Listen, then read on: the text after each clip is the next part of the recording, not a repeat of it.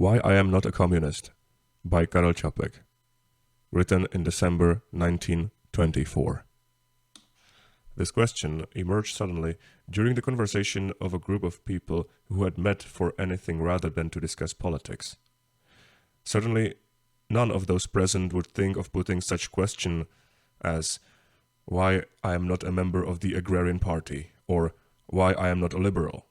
That to be an agrarian does not imply any definite outlook or faith. Not to be a communist, however, means to be a non-communist. Not being a communist is not mere negation, but implies a certain creed. For me personally, this question was a relief, for I felt an urgent need not for polemics about communism, but for making an apology to myself that I am not a communist. And why not? My life would be easier if I were one. I should live in the belief that I was as sturdy a reformer of the world as it might be. I should believe that I side with the poor against the rich, with the hungry against moneybags. I should know my standards, what to hate, what to leave alone.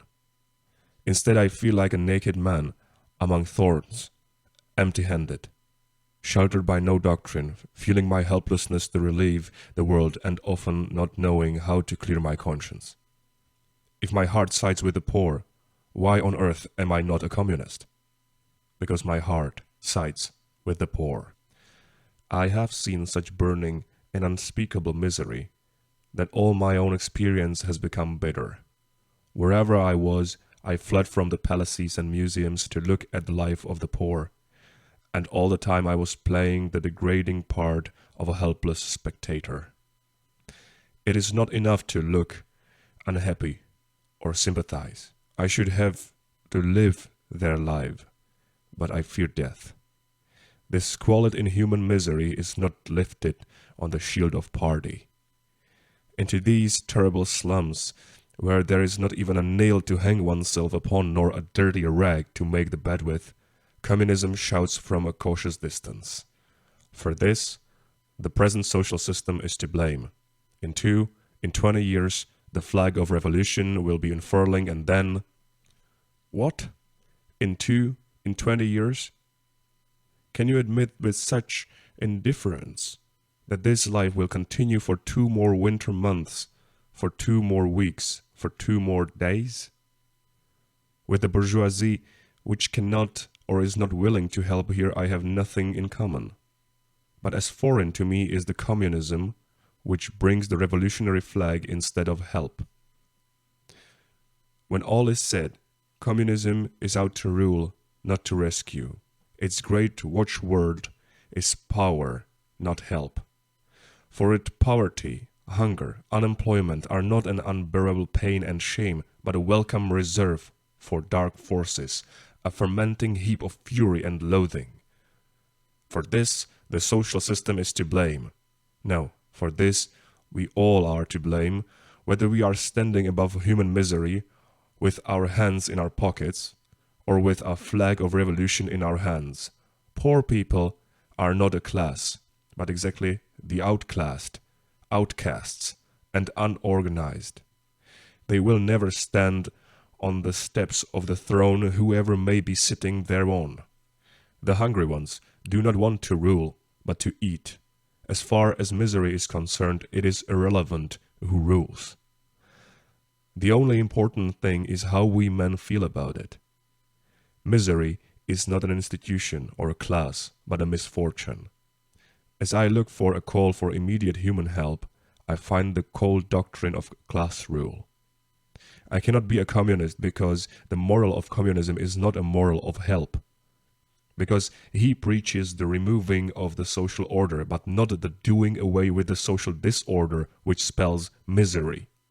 Because if he wants to help the poor at all, he does so conditionally. First he says we must rule, and then, perhaps, your turn will come. Unfortunately, not even this conditional salvation is a written guarantee. Poor people are not a mass. 1,000 workers can help one working man in his struggle for existence, but 1,000 poor devils cannot help one poor devil, not even to the extent of a scrap of bread. A hungry, helpless man in his poverty is completely isolated. His life is a history in itself irreconcilable with others. It is an individual case, for it is a misfortune even though it resembles other cases like peas in pods. You may upset society no matter what the nature of the top. The poor will once more sink to the bottom, and they will surely be joined by others. I am not a bit of an aristocrat, but I don't believe in the value of the masses. Besides, nobody will seriously maintain that the masses will rule. They are only a means to certain ends. They are simply political tools in a far harder and more unscrupulous sense than party men of different shades. It is necessary to fashion the man to make him collective material. It is necessary to provide him with a uniform of certain cloth, or to give him certain ideas. Unfortunately, a uniform of ideas cannot as a rule be taken off after a year or so. I should become a sincere admirer of communism if it came to the worker in all honesty. I ask you for something, but I don't promise to give you anything. I ask you to be a pawn, a unit, a tool with me, just as you are a piece of material in the factory. You will obey and be silent just as you obey and keep silent in the factory. For this, when everything changes, you will remain what you are. You will fare worse or better. I cannot guarantee which. The new order will not be more generous to you, nor kinder, but it will be more just.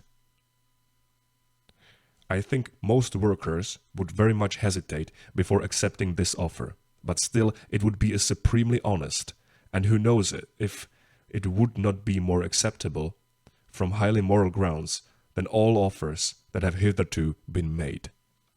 To feed a poor man with promises means robbing the poor. Perhaps his life is easier if fat geese are pictured to him. But today, just as 100 years ago, a sparrow in the hand is better than a pigeon on the roof of a government building, and fire in the fireplace than a flaming cock on palace roofs. And a man upon whom class consciousness is forced, preventing him from using his eyes, would find these palaces far less numerous than he would have been made to believe.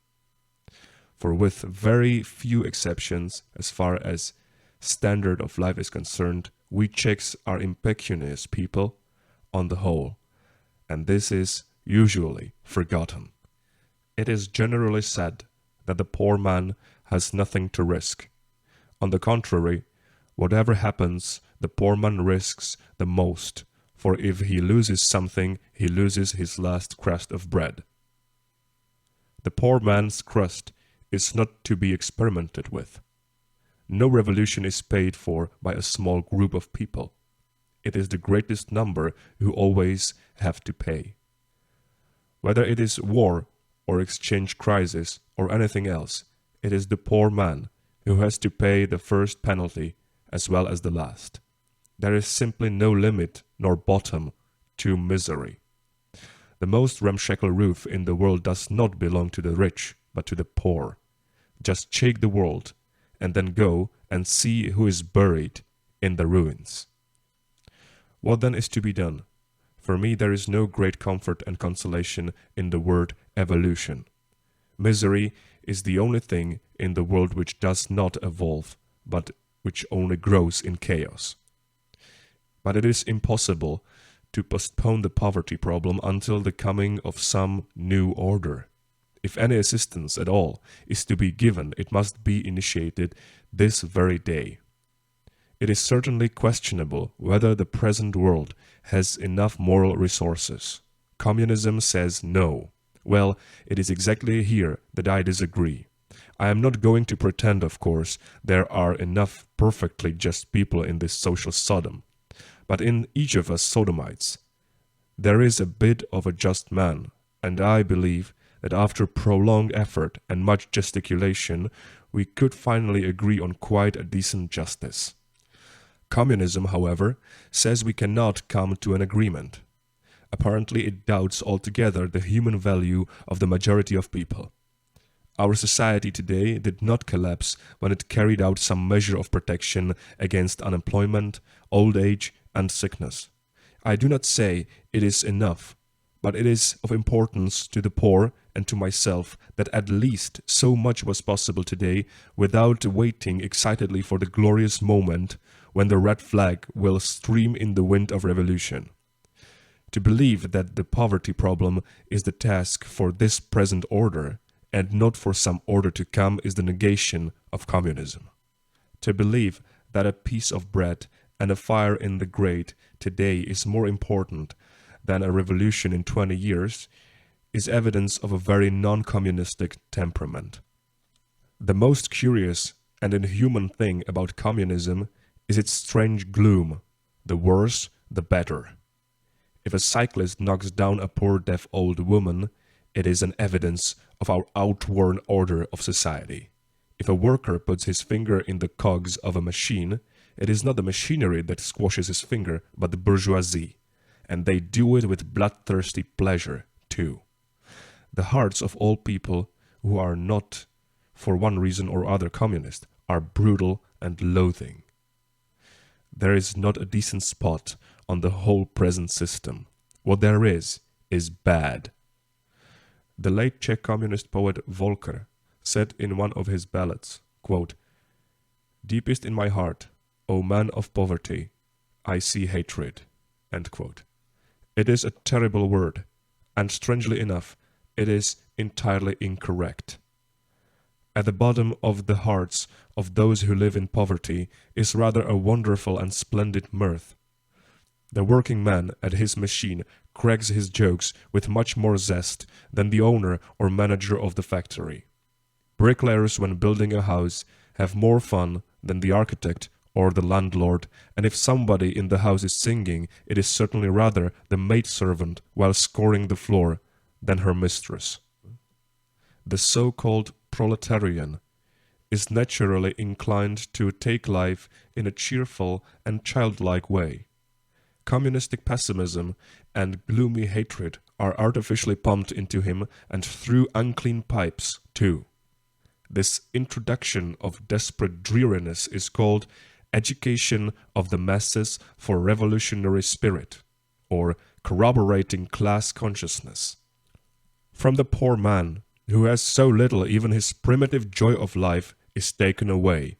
Is this a foreshadowing of a better world to come? Inhospitable and inhuman is the climate of communism. There is no intermediate temperature between the freezing air of bourgeoisie and revolutionary fire. There is nothing that a proletarian could relish with zest and undisturbed. There is no lunch or dinner in the world. Either it is a moldy crust of the poor or the gluttonous orgies of the rich. Love does not exist. Either you have the perverse appetites of the rich or proletarian procreating. The bourgeois breathes his own rottenness and the working man his phthisis. In this way, the air is somehow expanded. I do not know whether journalists and writers have talked themselves into believing this absurd picture of the world, or if they are conscious liars. I only know that naive and inexperienced men, as most proletarians are living in a world that is frightfully out of focus, which in fact is worthless and should consequently be completely uprooted. But since such a world is only a figment of their imagination, it is, I think, a high time to demolish this dreary fiction, if needs be, by some revolutionary action, in which case I join the cause with enthusiasm. There is no doubt that in our valley of tears there is too much unspeakable misery, ample measure of suffering, comparatively little well-being, and a modicum of mirth. As for me, I don't think I am in the habit of depicting life in an especially rosy light. But whenever I stumble across the inhuman negation and tragedy of communism, I want to shout in indignant protest that this is not true, that the whole picture looks quite different. I have known very few people whose life would not have entitled them to a little salvation. Very few of those upon whom the fire and brimstone could be sent by a God only a little sober and well-meaning. There is far more stupidity than real wickedness in the world, and there is too much sympathy and trust, kindness and goodwill to despair of the world of man.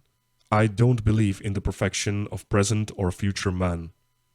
This world will not become a paradise by kindness, nor by revolution, not even through the extermination of the human race. But if we could, in one way or another, collect all the good that is, after all, in each one of us sinful human creatures, I believe that on it could be built a world that would be surely far kinder than the present one. Perhaps you will say that this is imbecile philanthropy. Yes, I am one of those idiots who love the man because he is a man. It is very easy, for instance, to say that the wood is dark, but not a single tree in the wood is black. It is red and green because it is the common fir or pine. It is very easy to say that society is bad, but go and seek for fundamentally bad people. Try to consider the world without brutal generalization. In a minute, nothing will remain of your principles. Communism is primarily based on an artificial or intentional ignorance of the world. If somebody says he hates Germans, I should like to tell him to go and live among them.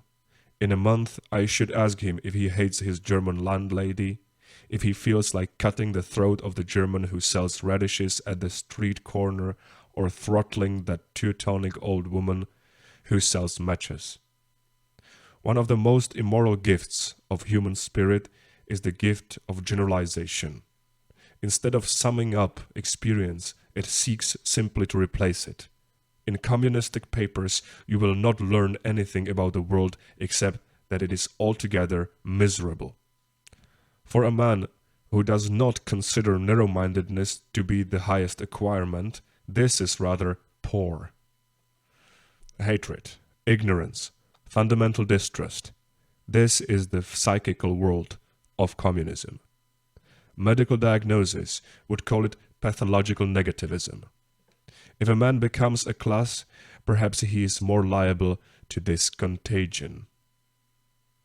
But in private life, that would not do. Just stand for a while beside a beggar at the corner of the street. Notice which of the passers-by is most likely to pull his penny out of his pocket. In 7 cases out of 10, these are people who themselves move on the verge of poverty. The other 3 cases are women.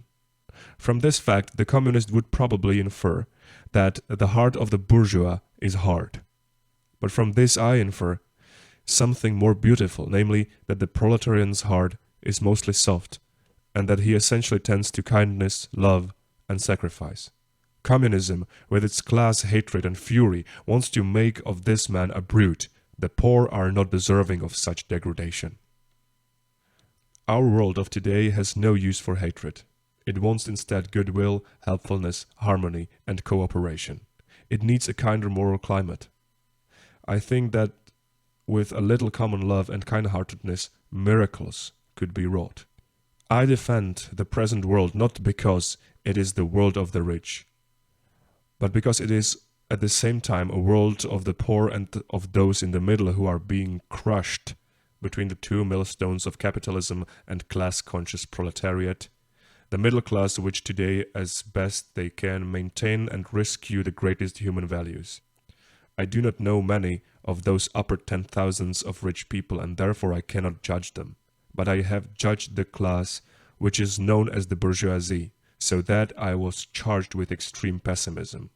I say this because perhaps it gives me the right to defend those whose failings and guilt I am certainly not blind. The proletarians cannot replace this class, but they can enter it. There is no proletarian culture, despite all party cries. Today, there is not even an ethnographic culture, nor an aristocratic culture, nor a religious culture. What remains of the cultural values of civilization rests on the stubborn, conservative, and at the same time strongly individualized bourgeoisie class. If the proletarian would claim his share in this tradition and say, quote, "Very well, I shall take over the present world and shall run it with all the values there are in it," end quote. Perhaps we could try and shake hands. But if communism starts first of all by confining to the attic as lumber all that it calls bourgeois civilization, then farewell. For a man who feels at least some responsibility begins to take into account what would be destroyed in this way. I have already said that real poverty is not an institution but a misfortune. You can upset the whole fabric of society, but you will not prevent the man from meeting with bad luck, being ill, suffering from hunger and cold, and wanting a helping hand. Do what you like. Misfortune confronts man with a moral, not a social task. The language of communism is hard. It does not speak of the values of sympathy, helpfulness, and human solidarity. It says proudly that it is not sentimental. But that is exactly its worst declaration. For I am as sentimental as any maid, as any idiot, as any decent man. Only a rogue or a demagogue is not sentimental. Without sentimental reasons, you would not pass your neighbor a glass of water. Reason will not make you help a man who has fallen. Then there is the question of violence. I am not an old spinster to cross myself at the word violence. I confess I should sometimes like to thrash a man who uses bad arguments or lies. Unfortunately, this is impossible because either I am too weak to strike or he is too weak to defend himself. You can see I am not exactly courageous. But if the bourgeois declared that they were going to kill the poor, I should certainly run and help the poor. An honest man cannot side with him who utters threats. There is fair play even in fighting. And the agitator who clamors that the proletariat should be armed without urging with the same insistence that the bourgeoisie, from the greengrocer to the bank manager, should do likewise, is disrupting human society, not by violence, but by infringing the canons of natural and simple honesty. They call me a relativist because I appear to be guilty of a strange and rather heavy intellectual crime, that I am striving to understand everything. I dabble in all sciences and all arts, including black man's folklore, discovering with mystic joy that with a bit of patience and simplicity, it is possible to come to some sort of understanding with all people, whatever their skin or creed. There is apparently a kind of general human reasoning and a stock of universal human values, love, humor, appetite, hopefulness, and many other things without which life is impossible. And terror sometimes seizes me that I cannot come to an understanding with communism. I can understand its ideals, but I cannot grasp its methods. Sometimes I feel as though I spoke in a foreign language, as though its mental processes were subject to different laws.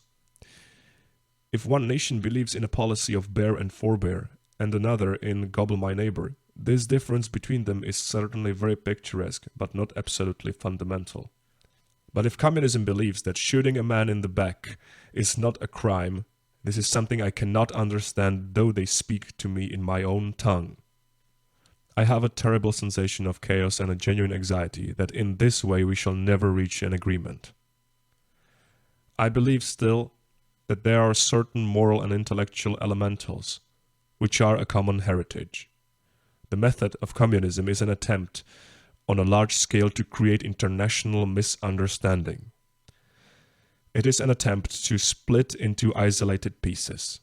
What is good on one side is not good and must not be good on the other, as if there were not on both sides people morally and physiologically identical. Send to me the most orthodox communist. If he does not kill me on the spot, I hope I shall come to an agreement with him over many things, as far, of course, as the matters do not touch communism. But the communist does not agree on principle with others, even where communism is not concerned. Talk to him about the function of the spleen, and he will say it is bourgeois science. In the same way, there is a bourgeois poetry, bourgeois romanticism, bourgeois humanity, and so on. The strength and conviction which you find in communists about every trifle is almost superhuman. not because their conviction is uplifting, but because they do not get bored with it in the end. Or perhaps it is not strength of conviction, but some ritual, or perhaps simply a profession. But what I especially regret is that it is the proletarians precisely who are cut off in this way from the rest of the civilized world, without any compensation except the anticipation of revolutionary delights. Communism makes a barrier between the proletarians and the world. And it is you, communist intellectuals, who are standing with your gaily painted shields between the proletarians and all that awaits them as their share.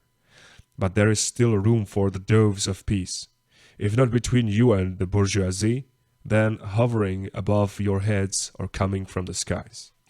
I feel easier after having said so much, though what I have said is inadequate. I feel my confession has brought me some absolution.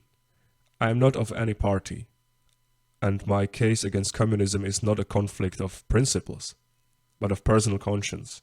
And if it were possible to argue with people's conscience, and not with principles, I believe we might begin to understand each other. And that would mean much to start with.